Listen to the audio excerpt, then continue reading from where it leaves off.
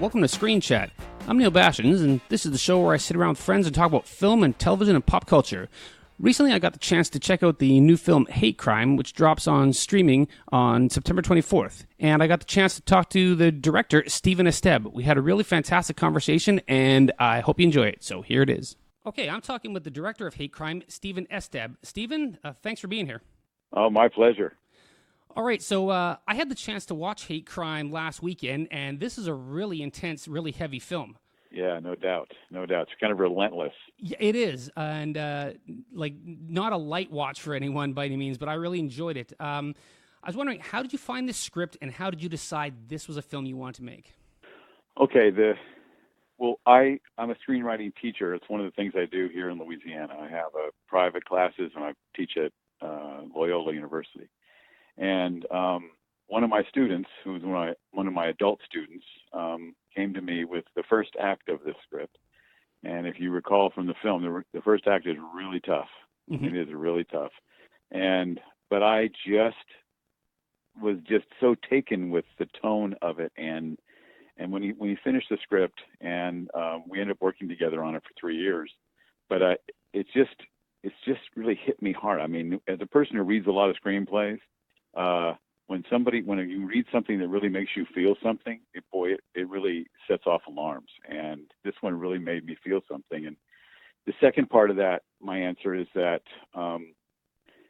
in the early 90s, the first film I ever made was a documentary about an AIDS hospice in Santa Barbara. And I'd spent 3 years working at an AIDS hospice when I was a lot younger, and really got involved in that issue and in that world.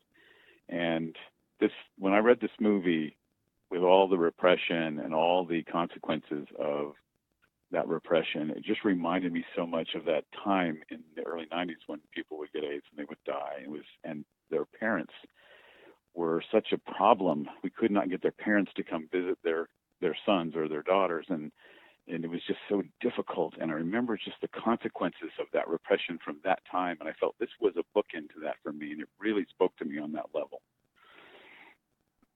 So that's a long answer. Okay, hey, keep them long.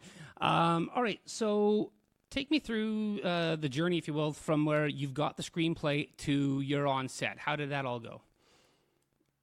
Well, it was a really tough one because, first of all, I knew I was going to make the movie no matter what. And I think one of the key things to certainly making indie films is you have to look at it like a cause. And that's what it was for me. And my partners on this and the actors that came along with it all looked at it that way. But it took a long time. It took 7 years to get the film in the can. And we'd gone through very many versions of how to do that. We had done what everyone kind of does. We went to Hollywood with it first. We had a lot of interest at, a higher budget sort of version of the film. There was a point where I was asked to give up the directing job to somebody who was more experienced, and that person came on, and then they backed out because their agent didn't think they'd make any money, and just sort of budget just kept going down, down, down, and finally we were ready to make the movie for, with iPhones and flashlights if we had to. And the second we sort of committed to that, like we were going to shoot it in October of 2017. As soon as we made that commitment, October of 2015, we were going to make the movie no matter what. All of a sudden, the money started showing up, and it came in starting like just friends and family all putting $5,000 apiece, and suddenly it just started pouring, and we ended up having it. I wouldn't say a big budget, but enough to make the movie. And the actors came on. Everybody just sort of all dived into this, and it was the most thing about this film, making this film, what was amazing is that everyone bought in, whether it was Amy Redford and Kevin Bernhardt, the two leads, or John Schneider, or the Grips, the DP, John Fillion. Everybody just said, screw it, we're making this movie no matter what. And it was a real amazing bond that we all formed to make it. So it was a hard journey, but it was really worth it when it came together. Okay, so I thought you had a really great cast, and you brought up Kevin already, and I was going to say Kevin Bernhardt was really a standout, and Amy Redford as well. I just found Kevin's real intensity, and everything was really held back inside, so then when stuff did crack and come out, it really had an impact. How did you do anything like rehearsing the actors, or how did you get them comfortable with each other to be that emotional? Because I can't imagine that's easy for actors to just pop out like that. Yeah, it was. Well, first of all, I would say that I'll speak mostly about Kevin and Amy because they carry the film. Yes. Everyone was bought in on this, even the smallest parts. But Kevin and Amy had known each other for a while, so they came in knowing with the familiarity with each other. So becoming husband and wife was not a stretch for them. But they came in so fully loaded that it was really, really exciting. And the thing about Kevin, who's a big personality in his life, he's loud and he's forceful and he never holds back anything. Well, I asked him to be the other guy, the opposite of that in this movie. I said, you need to push it all down. Everything you feel, I want you to hold it down. I want you to do everything you can to not feel it, and I want you to put every ounce of your being into not feel it. And he was like, oh my God, I think I'll suck if I do that. And I go, don't worry about it. That's going to work. And he trusted me on that. And you could just see the intensity of that for him, and because he had totally prepared. So he had all the crazy feelings that this role entails, but he was just forcing them down. So those key moments when you see him crack, like the amazing scene in the kitchen where he doesn't say goodbye to his son on the phone, and his wife just shreds him.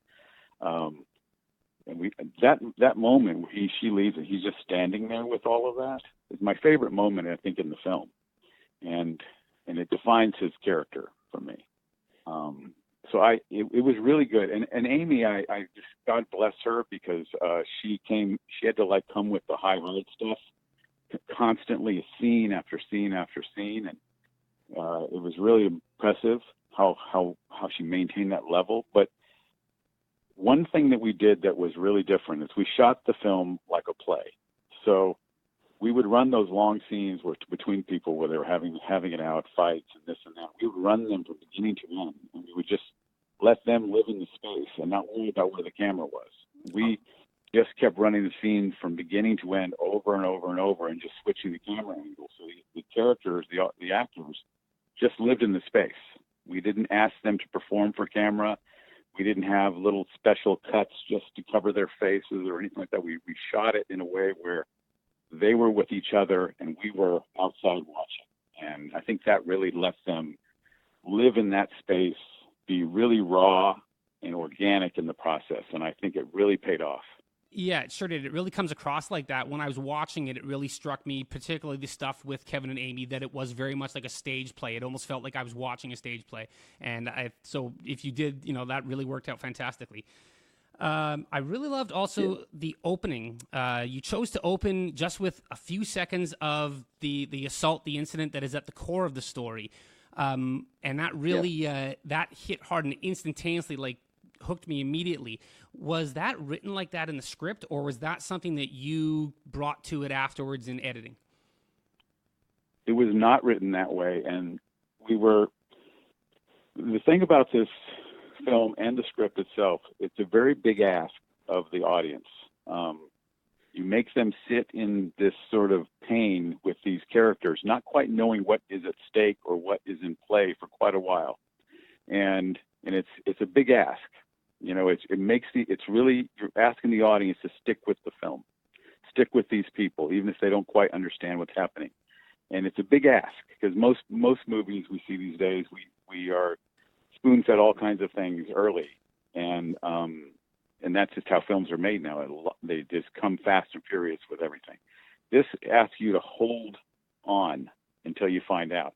But one of the things we found in the editing room is we thought we needed to give the audience something in the beginning of the film that would be foreshadowing something amazing is going to come, something big is going to come, something emotional, intense. So we just took that little slice in there just to say, hey, stick with the film. Just please stick with the film. Stick with these people. And there's something there at the end for you. And that's that was sort of the reason for it. It certainly opens it up with an intensity.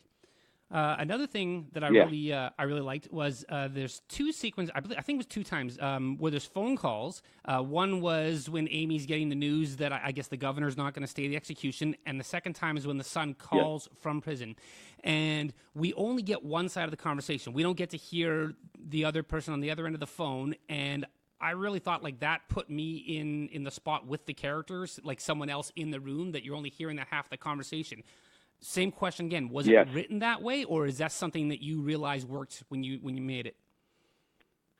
That was written that way, and we debated whether we would add a conversation or some sort of voice on the phone or something in there. We debated that. It was a pretty strong debate, and we kind of went back and forth. But I think the more that the audience doesn't know about what's happening on the other side of that phone and in the other part of the world of this show, I think the more enticing it is. I think we wanted to keep the audience guessing about what's happening, and I think that's what the writer's intention was. And I decided really to honor that. I thought it worked. Yeah, I felt like another person in the room. I think particularly in one of the conversations, you actually were shooting through a screen door, and it really made me feel like I'm just also out on that porch listening to the conversation. Yeah, you're trying hard to figure out what's being said. You're trying to take the clues from the half of the conversation and try to figure out what is happening on the other end of that line. It's making the audience work in a way that I think most films don't do, if that makes sense. Yeah. So how long was the shoot? The shoot was 3 weeks. We shot. One of the interesting things about the shoot was a 3-week shoot, so 3 6-day weeks. It didn't seem hard because they were shot primarily in one location. It didn't seem hard in terms of time. We made our day every day. It seemed like it wasn't hard to get everything in the can. But one thing happened that was really weird that caused a huge problem, which was we shot all that stuff in the sugarcane fields, and we shot a full day in the sugarcane, and we didn't quite get the ending of the film. So we were going to put that at the end of the film and just pick that up at the end. And actually, it's the ending of the film as it's in the film. That ending wasn't shot when we wanted to shoot it. And overnight, like in the middle of the week, there was this really hard freeze because we're shooting in November, and we had a very unusual freeze in Louisiana because it never freezes there. Hard freeze. And when we went back out to the sugarcane, it was brown. Oh, no. So we had shot everything in that beautiful, lush green sugarcane, and then we went back and it was brown. So we basically had to wait 9 months to shoot the ending where they come together, Mm-hmm. I won't give it all up, but in the sugarcane field ending, that was all shot 9 months later. And it's a really big risk to do that because you don't know what's going to happen in the lives of the actual actors. Mm-hmm. Are they going to still be here? Or are they going to be off on other stuff? But we actually waited 9 months, and I live in the sugarcane in an area covered by sugarcane. So every day I would just watch that sugarcane, praying it would grow, because it had to get to that same height, and it came out fantastic though. So I love the ending of the film, and I think the weight it affected it. It Mm-hmm. really did. So it was a short 3-week shoot, but a 9-month wait to for finish the last. it. And how long were you in editing? We edited a long time. I'd say we edited for like 6 or 7 months, 8 months. We just kept working since we had to wait for that ending. We had a 9-month wait, so we just kept tweaking the thing until then, and dropping the music in and all the other things. But so we probably had a longer edit because we knew we were waiting for that last piece. So it kind of gave you like, we were out of money, so we weren't getting paid. So we just kept editing because it's no longer about the budget. It was just about doing it. And some of those scenes were very difficult to edit. Some of this, like the kitchen scene with that phone call, that was a really tough scene. And there were so many takes that were really interesting. And it was just, and a lot of times we had more great choices than we could actually make. And the acting was superb all the way through. So we just tried every possible combination with everything, and it was really fun. And there's some scenes that were really difficult though. There was so much work and so much emotion, and trying to figure out what the best course was. It was challenging sometimes. Did you have any of those? Sometimes you get that favorite scene that just or a favorite little bit that at the end just doesn't work and you have to remove it, but it's like, getting rid of one of your own children. Was there any of those in there that you just had to let go at the end? Yeah, well, there was two scenes in the script that didn't make it into the film, and they were both. One was a flashback where we actually met the grandfather, who was worse than the father. So we sort of got a sort of generational thing, and it just didn't. It read fine in the script, but it just didn't feel like it belonged in the movie. And we worked really hard on it. It was really cool. It was a scene where the child, young Kevin, is given his first rifle, and which he wasn't really interested in, and his mom gave him an art set, and he loved that. So it kind of like irked the father and the grandfather, but it just didn't seem to like fit in the movie. And we had another scene where we had some sort of like dream sequence that the writer had written, and again, it just didn't seem to fit the tone of the film, and we left them out. I don't think it changed the film not having them. Okay, so you've gone through editing. You've got that last scene now. I was looking it up on IMDb, and the film really got a lot of festival love. What was that like, taking it out to these some of these regional festivals and an LGBTQT festival I saw on there? How was that, watching it with audiences? Oh, it was really interesting because we have it. It's an LGBTQ film in sort of concept, but it's really about the parents. Trying to figure out what the hell happened and what are we going to stay together after will we survive this night as a couple?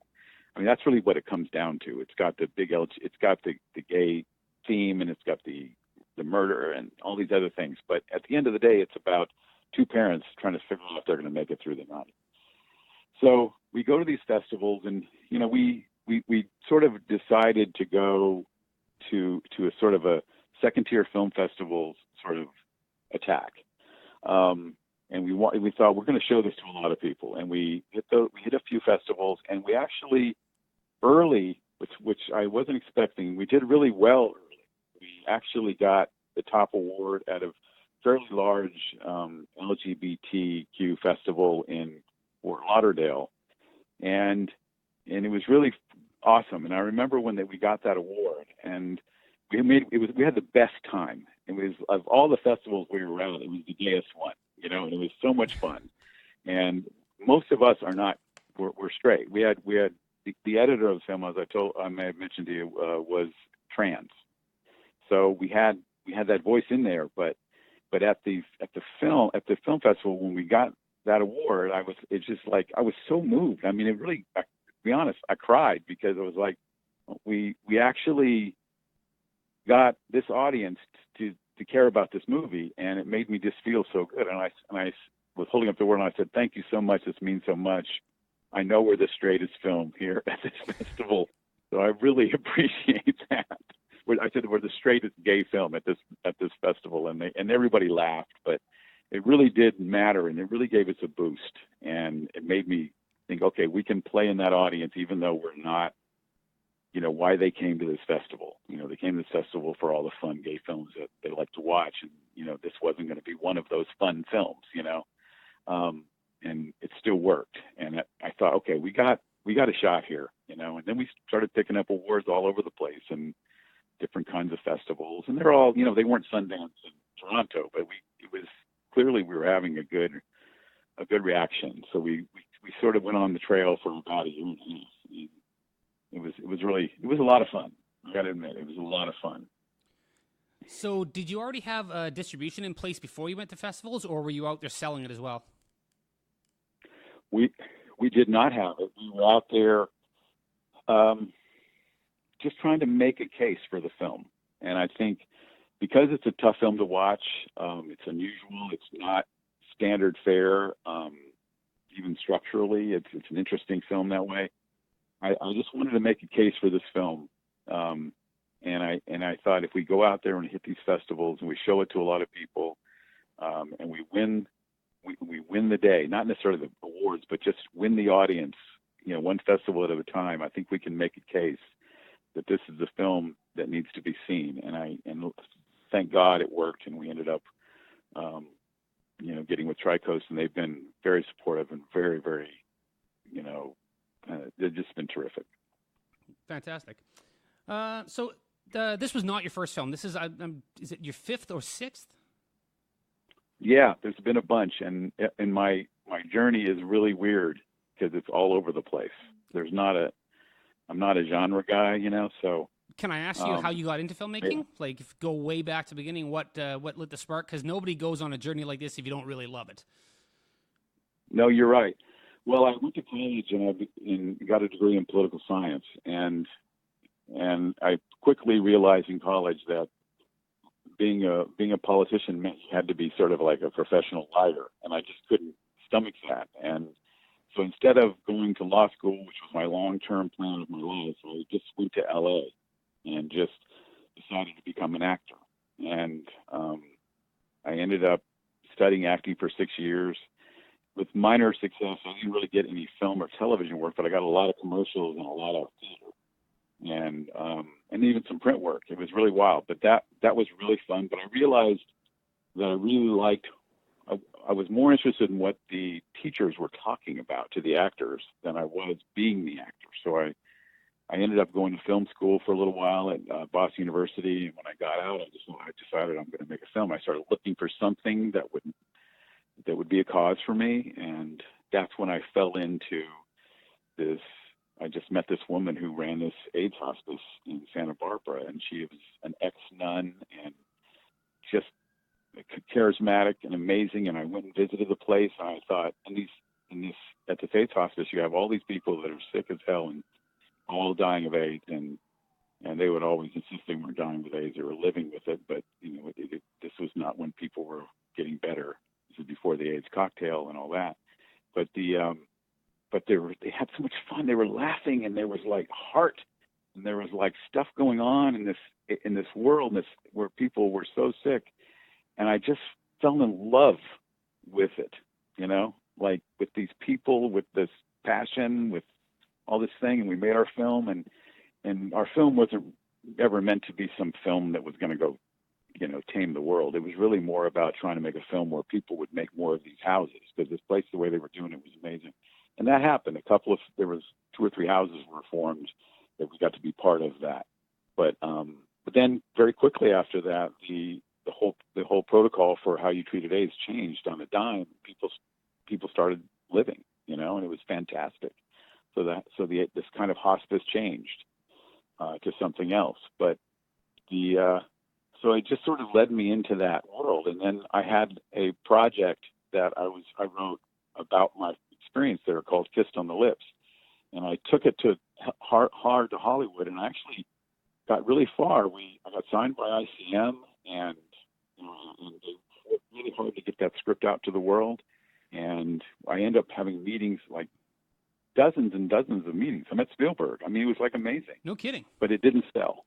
It didn't sell though. But I got an article in the LA Times Sunday Calendar section about the script and the project, and E! Entertainment came to my apartment.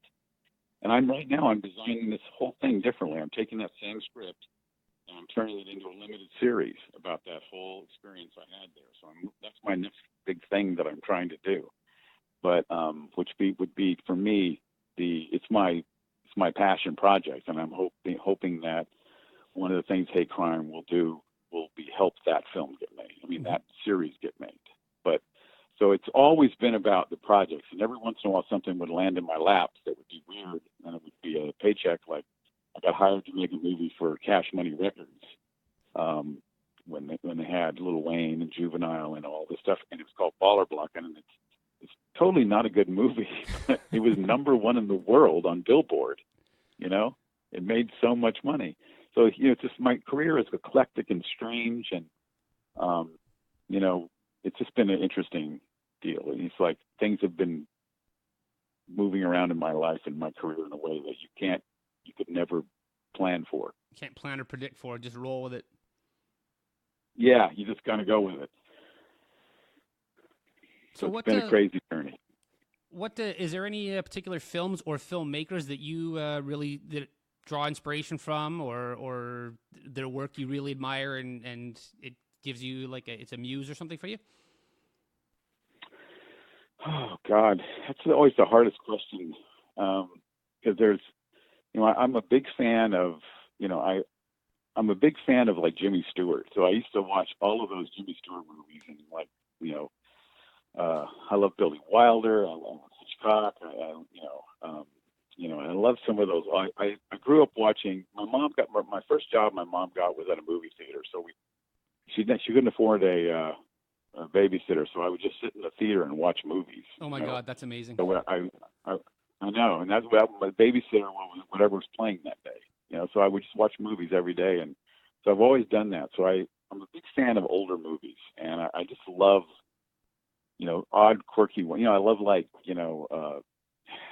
like The Man Who Shot Liberty Valance, with Jimmy Stewart and John Wayne. I'd watch that 100 times, or I'd watch To Kill a Mockingbird. I've probably seen Kill a Mockingbird 20 times.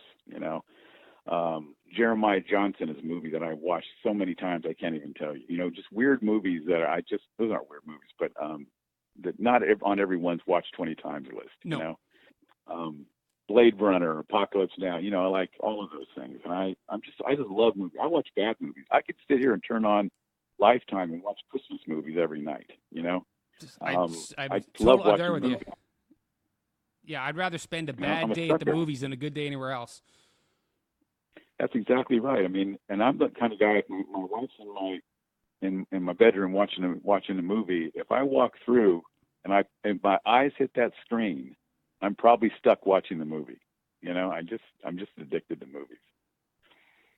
Okay, so you said you like grew up sitting in a theater, almost like being at film school early on. What's your thoughts on the way that film tends to right now, just because of the nature of the futures, largely tends to be moving away from the theatrical experience and more towards the home experience and on a smaller screen? Do you have any thoughts about that? Well, sure. I mean, at first I was really kind of like, I hated that. I thought it was just terrible because there's nothing like the experience of watching a movie in a movie theater. But times are changing, and I mean, just like when we moved from film, I was raised making movies on 35 millimeters, so the transition into this digital filmmaking was really hard for me. I thought they were trying to talk us into this thing that they said it looked just as good as film, but it never did, and they were trying to convince us into that. But the technology eventually caught up with what they were telling us, and it actually is good now. But the way it's changing right now, it is a little of a bit of a bummer because the market is just all big, huge films, and then these little tiny indie films, and we lost that middle market that had all the really great movies in it. So there's no, those great movies that we've seen our whole life that were sort of in that were $20 million to make, and they had great performances, and they were really interesting, I can think thousands of, and I can't even think of one while I'm sitting here, but it's like that was a loss. They stopped making those movies for the most part. But now I think this thing that's happening with television is really quite impressive and amazing to me. I just love what's happening because of streaming with Netflix and Hulu and Amazon Prime and all the many places where you can watch amazing television with great artists moving into that medium. It's phenomenal. I mean, you can watch like The Handmaid's Tale and just be riveted. I mean, that's a tough show. Riveted as you could ever be. That is a tough show, and it's not totally. It's sort of in the same emotional spectrum as Hate Crime, but yeah, that can be a tough watch some weeks. But I can't miss it. I cannot miss it, but there's a lot of things like Fleabag. I'm just obsessed with Fleabag. It's so original. It's so fresh. You have this great artist who showed up out of nowhere, seemingly, and made this amazing show that you can't take your eyes off. There's so many things like that now. So just to me, it's a great opportunity, and it's like what indie film used to be when I was younger, where all these artists were going into this indie film market, and it was really fun. And now it feels like that's what streaming television has become. Yeah, it's been a tough pill for me to swallow too, because I'm a theatrical guy. I love sitting in a theater with a few friends and a whole bunch of strangers and having a communal experience. And me too. I really wish I could have watched Hate Crime in a crowd and kind of feel, other people's emotions coming. But like you said, the flip side, that went so largely away because of like the big corporations, like now Disney owning pretty much everything and stuff like that we weren't making those small indie films. And I live in a small city, so we don't always get, like, a lot of times I'll see even some of the smaller indie films that are still making it to a theater, we don't get in my market, and I end up, getting really chuffed about it. We don't either. But I've slowly we don't get started, those either. Yeah, so I've been sort of just forced to watch some of them on a smaller screen, and I'm learning to be more appreciative that I'm getting to see that smaller films at least, and again, that they're getting made. And with streaming, especially with the streaming wars, as they're calling it, that's going to go on the next couple of years, I think a lot of creators are probably going to get a chance to make stuff that might have just gone in the bin a few years ago. Well, there's another thing about television also that's really exciting to me, and it's the fact that you can go down all the rabbit holes that time will allow you to. And in a film, when you're making a film and you're writing and directing a film, you have very strict guardrails in terms of structure and time and how much you can develop inside of that space. And the challenge of making feature films is that those set of guardrails are really limit a lot of things you would like to do. It is also a set of guardrails that sort of make you make something that's really focused and story driven, like there's like a clear journey inside that story and all that kind of thing, that's what's good about features when they're working well.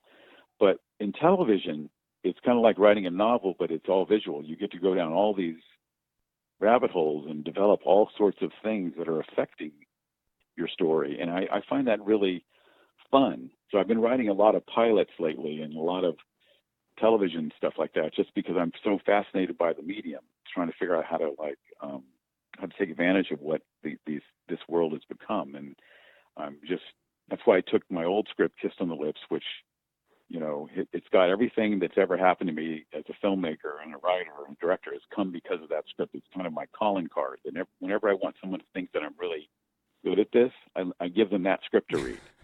And it always leads to stuff, and always has. I've had a little run of being a Hollywood screenwriter where I sold a few things to studios, but that was the script that got me in that door. And again, so right now I'm taking that script and I'm turning that into a limited series, trying to figure and using all those rabbit holes that were available that I didn't go down because of the limits of features, and just having a lot of fun doing that. That's what I want to do on this planet. I want that story to be told.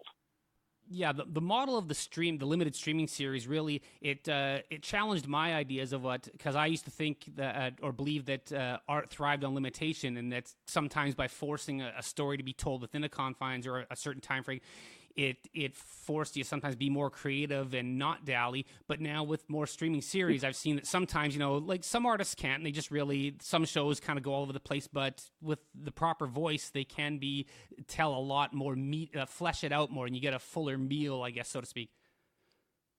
Especially, and I'm with you with what you just said. One of the things I teach to every class is that when you're writing a feature, the structure and the limitations of that particular structure and medium, that actually sets you free in a certain way, because you don't have to worry about all those other things. There is a certain amazing thing that happens when you put those limitations on you, and I'm 1,000% in agreement with you on that. But the opposite is also true when you look at television. And by the way, I think there's a lot of television where they run out of ideas and they're still making the show, and that's sort of where it goes awry. Well, that's when the business overrides the art, and as long as it's still making money, they'll keep churning it out. But there's been some great things, like there was a series called Godless a year or two ago, but it was a Western that was really fantastic, a limited series. I liked Sharp Objects. It was freaking great. There's been a few of these limited series that I really love. Chernobyl, I couldn't take my eyes off of it. So I think there's a lot of interesting things going on. and I'm instead of fighting it, and I felt like I was fighting this for a while, but I'm just going to lean into it and see where it takes me. Mm-hmm. So, how did you get into teaching screenwriting? Well, it was sort of like I had been living in LA, and when I came, I made a movie out here in the '90s in Louisiana, and I met my wife, and Louisiana girls are interesting. It's like they don't want to leave here, and that's fact. I guarantee. If you ever fall in love with someone from Louisiana, you're going to have a hard time getting them out of the state. But we did live in LA for a while, and that's when I sold a few scripts to studios, but we went back. So when we went back, I had to figure out how I was going to still be a screenwriter, still be a filmmaker, and make a living. And so I got this idea. Actually, it's my wife's idea. She said, "Why don't you teach screenwriting?" So I started something called the Louisiana Screenwriters Boot Camp, and it was just a way of promoting the process. And I started it right about the time when the tax credits came into being in Louisiana. So the industry started in a growth mode in a big way, where it was very small before that, but a big growth. And it just was the perfect timing for that. So I teach screenwriting in Baton Rouge and New Orleans. I found hate crime in the process. I've got a whole bundle of other great projects that my students have written. That led to teaching at Loyola, which was just fantastic, just teaching, 18, 19-year-old kids screenwriting and watching them run with it. Just really, really enjoyable. So I never meant to be a teacher, but it seemed to be something that I actually had a knack for, because my goal as a teacher is to help people find their voice. That's my number one goal, is to make them excited about writing and find their own voice. The structure and the rules and all the other things, that's easy to learn. But trying to find your own voice and trying to find passion, that's the tougher haul. So what's up next for you?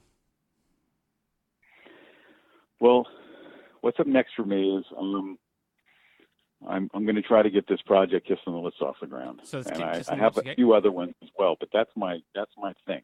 I'm going to put every ounce of my being into making that show work. It's so good, Neil, that you would love it so much. It's such a great project, and it's just the experience of being in an AIDS hospice with all the craziness that goes on there. It's dark humor. It's very sad, but there's so much passion and excitement and lust for life. Like the woman who is the manager of the house, her goal in life with every single person that lived there at that time, but in the script, I'll say it as in the present, is to give every person who dies there a beautiful death. And she does everything that she could drum up to make their life beautiful to the last minute. So that's a big part of what that story is.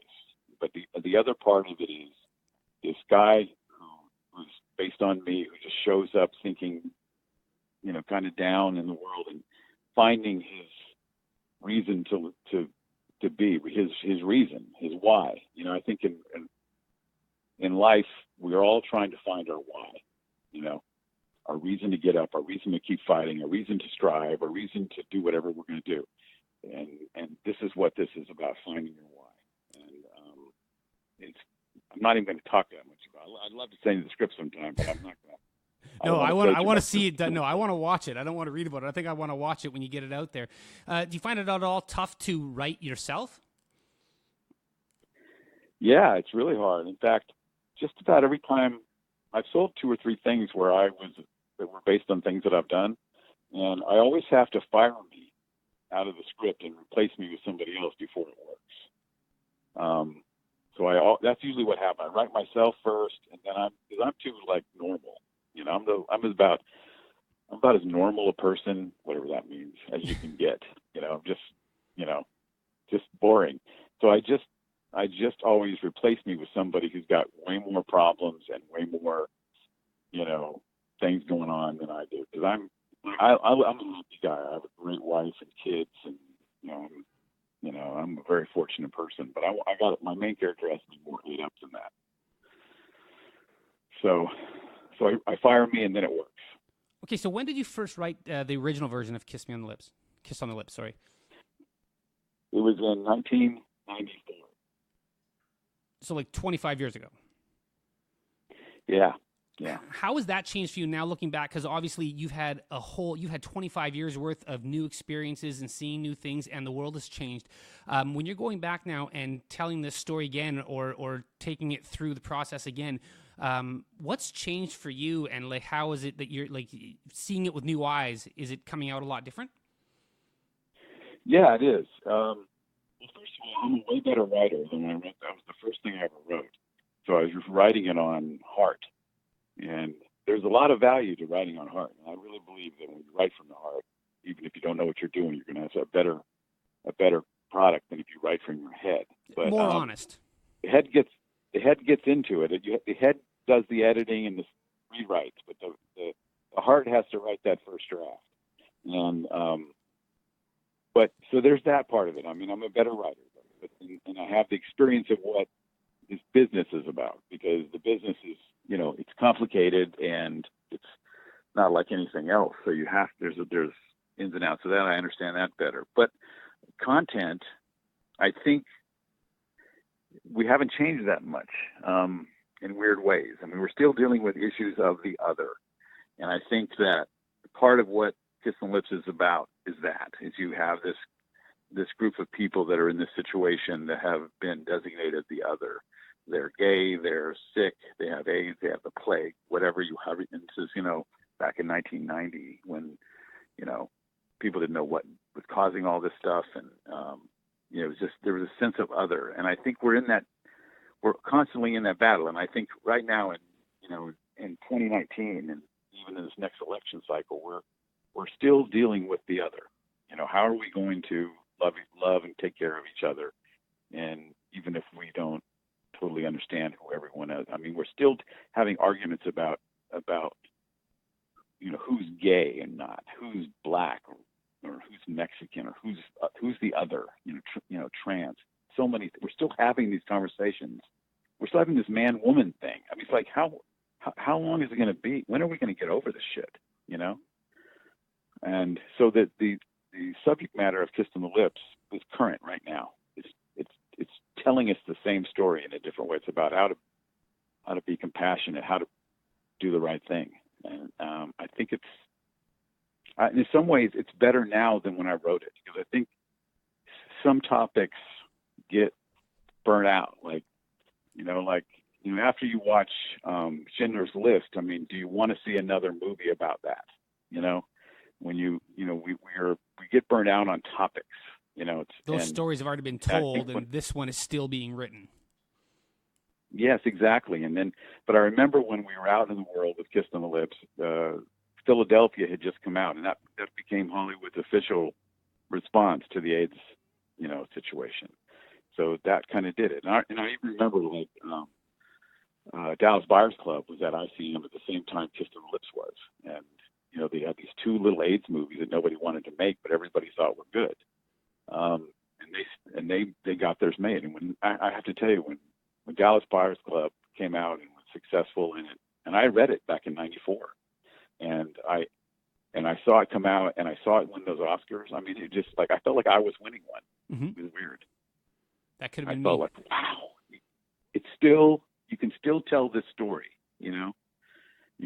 There's stories still to be told. And I think, when you look at Kiss on the Lips taking place in 1990, 91, it's a world that I don't think people even remember now. I mean, Clinton wasn't even president yet, Wow, that seems like a lifetime ago. So different. I know. It was it's a different world. I mean, everything kind of changed right around then. I look at the world and how much the 90s changed. It was a big sort of crossover moment in the world. And musically, films we watched, art, politics, science, everything, we have the internet starting up and all kinds of stuff. It's a really cool era. Yeah, it's a really fantastic. But it's also nice to write in an era where they don't have cell phones. I like that, writing in an era where there's no cell phones. Yeah, it's really weird, hey? And I was just going to say that with the internet, and recently I was looking at, for instance, YouTube, and this is sort of a way I've seen kids can get into filmmaking, where when I was growing up or when you were growing up, there was not, you could maybe make a film, even if you had your parents had a video camera, but there wasn't a distribution network for you other than showing it to your friends in the basement or something. And now young kids can try. Which we did. And it's so amazing that, like, you know, you probably have a film that, like, you know, 4 of your friends saw and it died forever or something, and all you have is those memories. But nowadays kids have YouTube and can put their stories out there. And it's like a crazy new world. Absolutely. I mean, it's fantastic. I mean, there's so many things about the way it is now. You know, obviously everything has a dark side to it, but the whole thing with the internet is, with all the bad things that we have to deal with from it, is it's the fact that you can put your art out in the world. Like today, like I can get off this phone, I can go shoot something, jack around with a little bit, put some music in, put it out there, and make my voice heard on some point. Yeah, I got a picture, like, it texted to me from my buddy a couple weeks ago that my 9-year-old niece had just randomly started playing with her sister's toys and was filming it on her tablet. And then the next time I saw her, I gave her a huge hug, and because it blew my mind. And I told her that when she's finished it, I'll help her set up a YouTube to get it out there. And I thought, like, imagine if 20 years on, she's like, you know, an acclaimed filmmaker, and this is where it starts, and how many kids are going to find their voice there. It's more, like you said, more good I think has come of the internet than bad. Anything the human race invents, somebody's going to find a way to make it bad. But I think the good of just how artists and people can connect and get out there has just outweighs the bad stuff on it. Yeah, it really democratizes so many things that were not of it. Like just for example, like making a film in, say, 1990. Right, 1980. You have to raise a tremendous amount of money to really make a film that can actually be in the world. And you're shooting it on 16 millimeter or 35 millimeter, and there's a hard cost to that. And then you have to do all these things in post that are hard costs. They're not ones you can get around. It's hard cost.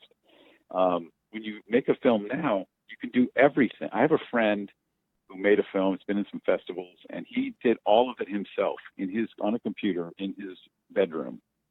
All the post, all the color correction, all the sound, everything. Never left the chair in front of his computer. And it's damn good.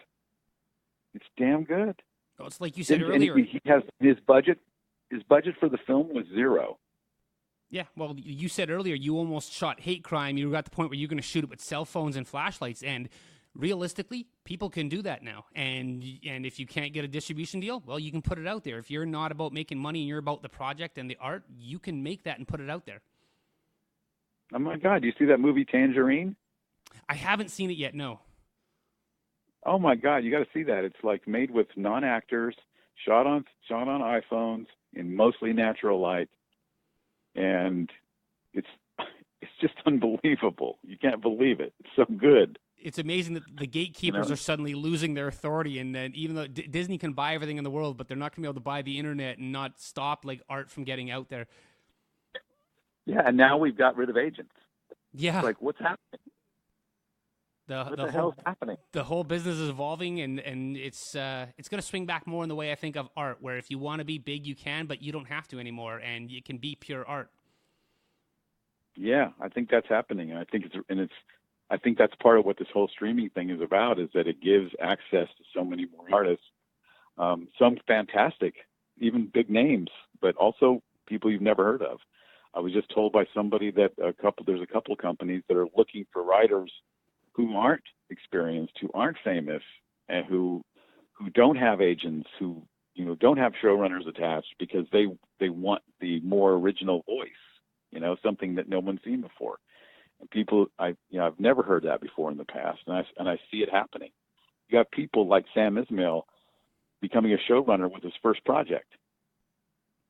Well, you dropped some of those names earlier, like Netflix, Hulu, Disney has. Everybody is starting these streaming platforms, and they're all desperate for content right now because there's all of a sudden so much space to fill up that it's like a great time for creative people coming up, that all those, everybody's voice can get out there. Yeah, they got 24 hours they got to fill. And all the time, and they have to keep creating new stuff, because once people have binged it, like, this is part of the, maybe an unintended consequence of the idea of binging shows, that when I watch a show now, if I sit down on a rainy Saturday afternoon and stay in and watch the entire season, it's not stretched out over months. Now I'm like, what's next? What's next? And they got to What's fill next? up more That's and more right. to what's next. In fact, I think right now I feel like I'm glutted. Me and my wife, that's what we kind of do. We find something, watch the crap out of it, and I'm having trouble finding things at the moment. That's a crazy, considering 30 years ago we'd run out of things to watch. I know. It's just like, it's just weird. It's like different. It's really exciting. I mean, Yeah, it really it's a very, is. very exciting time. So what do you do? What exactly do you do all the time? Are you watching movies, watching shows? I mean, doing reviews. I mean, what do you do? This How do is you go a about passion project for me. I pay my bills working like in retail home improvement, and but I just love watching film. I go all the way back to. I can track it back to when I was 4 years old. My grandfather took me to see the original Christopher Reeve, Richard Donner Superman film. And that film, I talk about it all the time and drive people crazy because it's probably still one of my top 5 favorite films because it worked for a 4-year-old and it still works for me. That like when I'm 45, I can sit and watch that. This past January, it cycled up again in local theaters, and I went to go see it at Classic Film Series. And I'm on the edge of my seat, even though I've seen it literally 100 times and I know every beat. But I just... Yeah, it's so magical. It's so magical. It You're is. Seeing things. It works. When you first saw it, things happened in that movie that you never saw before. Yeah, and it's so big, and like it works. It's got such bold strokes that work for like a 4-year-old. I was not a sophisticated film goer, but as an adult, I found more and more nuance in some of the performances with Gene Hackman and Christopher Reeve and Margot Kidder and everybody that I keep falling in love with that film. And that experience at 4 years old really created for me that I couldn't quite wrap my head around. Like it was so big and it created this love for me of watching film and just getting into stories. And some of my favorites are older ones, like Jaws is probably my favorite film. I just recently, again, this summer, also watched it again. And I can watch Jaws 100 times, and I know it again, beat for beat by the second, but I still jump when the shark comes out, even though I know here's where he jumps, and I still like jump in my seat. And a buddy of mine likes to laugh at me because I keep jumping every time we see it. So I just love watching film so much that... for years, and I started listening to podcasts, and I babbled for a few years saying, I should start a podcast. And then finally, about a year and a half ago, I just started it because it gave me an excuse to get my friends to come over and just sit and talk about film. And at the same time, I sort of started up a website, and I was doing some like reviews and stuff like that. And that's somewhat fallen off as I don't quite know what I want to do with it. But the podcast persists because I just love talking film. Yeah, it's so fun, isn't it? Yeah. I mean, that's what was one of the great things about teaching at Loyola is I taught screenwriting course, but I also taught just a film class where we basically watched. I tried to find movies that I know that were awesome that they'd never seen before. I know they'd never seen them, and some of them were old, and some of them were like, say, L.A. Confidential. Which is a perfect film. It's a great, entertaining film to watch, and they'd never seen it. They'd never even heard of it. Or something, more recent, like there's a great horror film that I love called Let the Right One In. Yep, I've heard of it. And it's such a unique film. And I watch this film because it's all about sound and the picture. There's not hardly any dialogue. And even though it's I think it's Danish or Swedish or something, it doesn't, you have the subtitles, you don't even need them. And it's just that there's so many ways to watch films, and I just love showing these kids who are like 18 years old things that I absolutely know they never saw.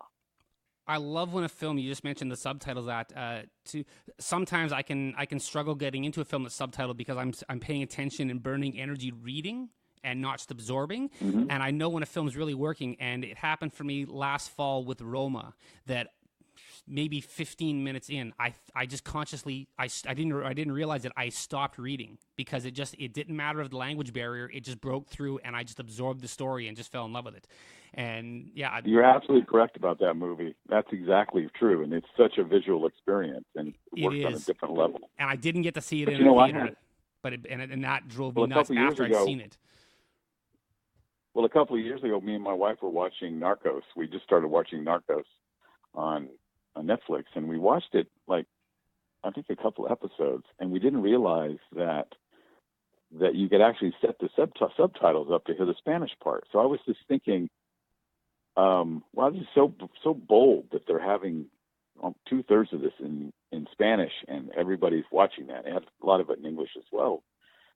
But I was like, that's so bold. And then at one point there was something going on, and I was thinking, what's my mind? It feels like we should be knowing what they're saying. Mm-hmm. And I went, wait a minute. I wonder if I can get the subtitles on. So I actually started messing with Netflix, and I realized that was an option. I just didn't have it on.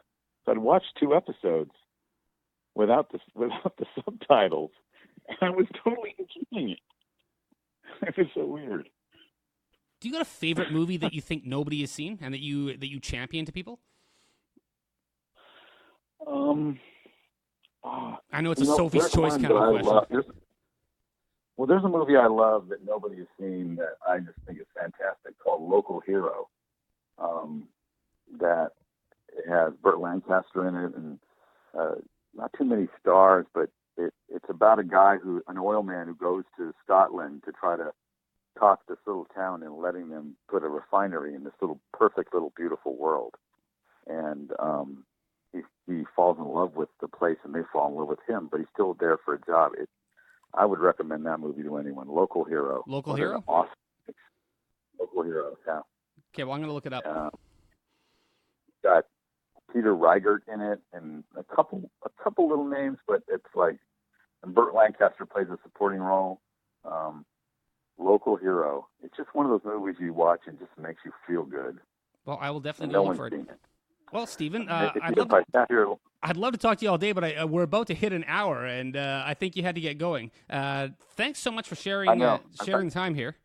Man, I really enjoyed it, and I really enjoyed talking to you. Let's stay in touch. Yeah, absolutely. And so Hate Crime comes on streaming on September 24th. Is that correct?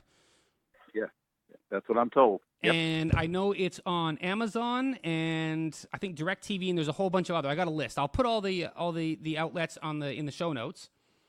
All right. I really appreciate your time, and I appreciate your interest in our movie. I mean, I'm really proud of it, and I think it's special. It's different than movies that most people are going to see, and I think it's well worth seeing. I think it's got something to say. It sure does. Thanks again, and good luck with Kiss on the Lips, and I can't wait to see it. All right, man. Thank you so much. Bye-bye. Bye-bye.